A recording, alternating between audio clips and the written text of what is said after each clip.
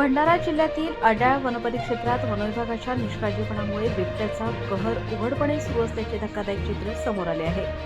4 मे 2026 रोजी पहाटे 4 वाजताच्या सुमारास मौजा नेरला येथे बिबट्याने थेट शेतात घुसून तब्बल 26 शेळ्या ठार केल्याची भीषण घटना घडली असून शेतकऱ्यांमध्ये भीतीचे वातावरण पसरले आहे। मिळालेल्या माहितीनुसार श्री शामराव श्रीराम लोहारे यांच्या मालकीच्या 12 बकऱ्या व 14 शेळ्या असा एकूण 26 जनावरांवर बिबट्याने हल्ला चढवला।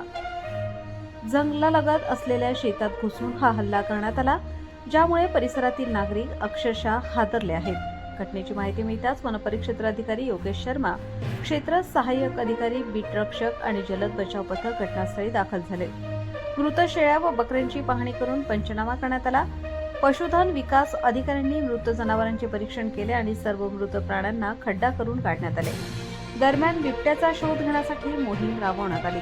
दुपारी 3 वाजता बिबट्या दिसताच तात्काळ पिंजरा लावण्यात आला आणि रात्री 8 वाजता त्याला जेरबंद करण्यात आले। संबंधित बिबट्या निरोगी असल्याचे तपासून त्याला पुन्हा जंगलात सोडण्यात आल्याची माहिती वन विभागाकडून देण्यात आली।